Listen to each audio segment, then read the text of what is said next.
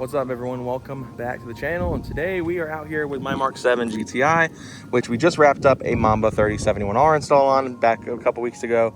In today's video, we're going to be talking about why I chose the 3071R and if I made the right choice. So, pardon the car's filth. I'm actually going to be taking it over to my friend Michael, aka Kindlestone's house this weekend. We're going to do a full crazy detail, the whole works on this car, because this car is actually going to be in the showcase at Caffeine and Octane on Sunday. If you're from the Atlanta area, you know what Caffeine and Octane is. It's our equivalent of Cars and Coffee here.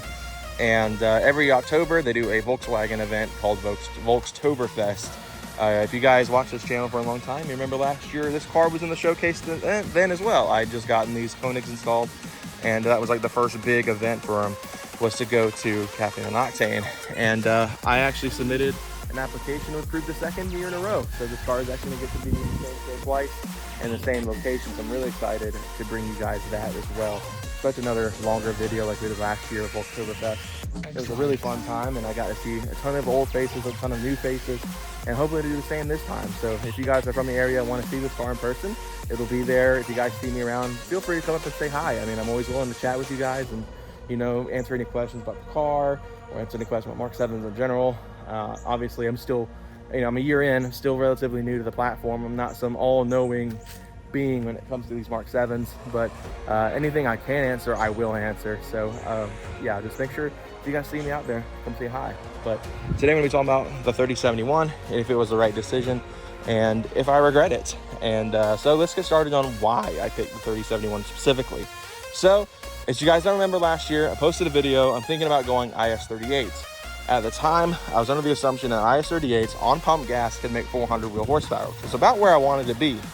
And so I found out I am totally wrong. IS38s on pump gas, you're lucky to hit 350, and that's with an aggressive tune, like an aggressive OTS map. Obviously, when you custom tune them and you push them a little bit harder than you should be, you can get close to 400 wheel on pump, but it's not ideal. It's not good for the IS38 at all, from what I understand.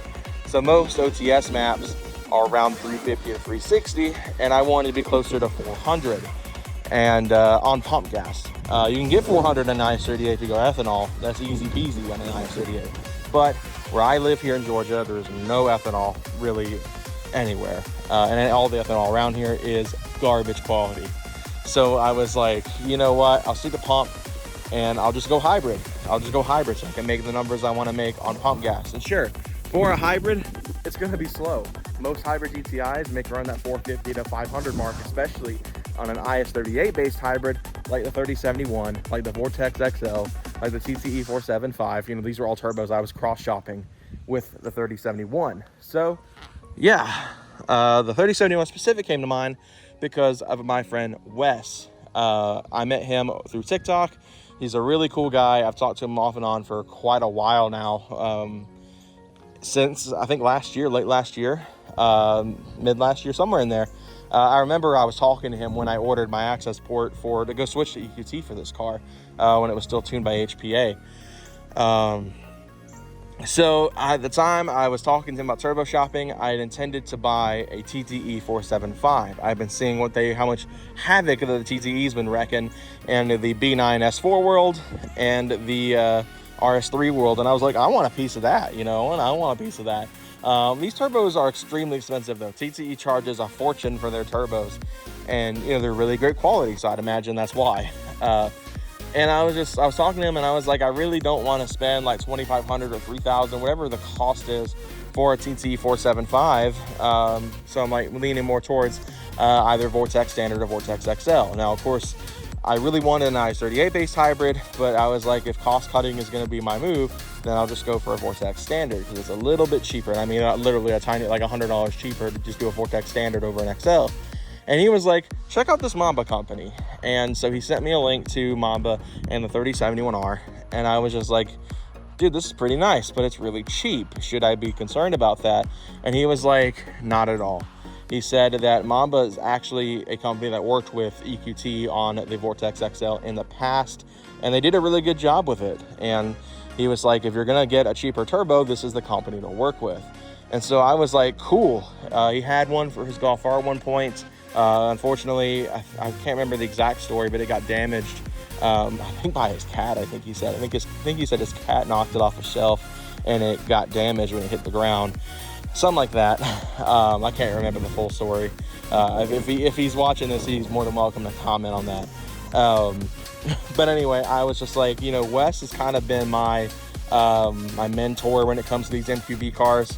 So I was like, if he says that they're good, I will take his word for it. So I put my money where my mouth was. I said I was going to trust him, so I placed the order. It showed up.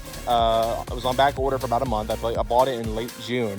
So I kept it a secret for a short little while. But I ordered it in late June. It was on back order until the end of July. In the meantime, I bought my 9 HPA 034 high pressure fuel pump.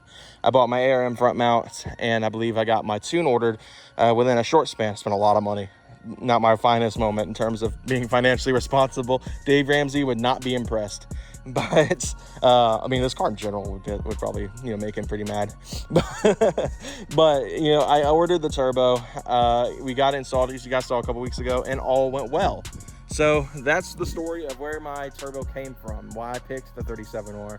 So now let's talk about, was it the best decision I could have made? So I'm gonna walk over here to the shade because I can feel my iPhone 15 Pro getting a little hot that I just picked up. I'm using it to film some of these more vlog style videos in my GoPro because I was having issues with it on Dragon Trip. But anyway, I think I did make the right decision. Now I will say it kind of took me back at first when I first started out driving with it, because as someone who, you know, drove in an IS-20 for the first, you know, year and a half they owned the car, I got used to the IS-20's power band and how it kind of likes to accelerate when you're, you know, trying to get up to speed and trying to drive a little bit more aggressive than normal, stuff like that. Now granted, this car the throttle has been put more than 75% twice since this turbo was installed. One you guys saw in the video, which is a bad idea and I shouldn't have done it.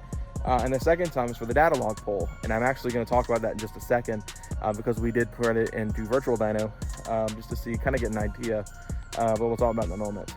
So the only thing I can really say is it's a little bit extra work to get it up to speed when you're trying to drive like I do when I'm going to work, which is slow. During the week when I drive this thing to work, I am mostly focused on saving fuel than I am actually having fun on the way to work.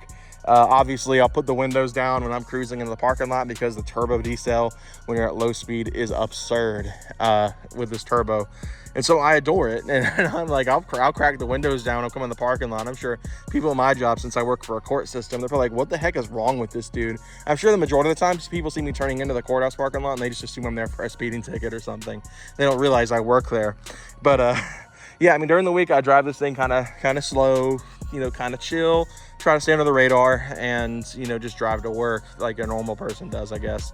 So it does take a little bit of extra work to get it up to speed because you have to, you know, use your right foot a little bit more because it's bigger. I mean, it's substantially larger than an IS-20. You know, we showed it off in the install video of them side by side, and it's night and day. I mean, they're two completely different turbos.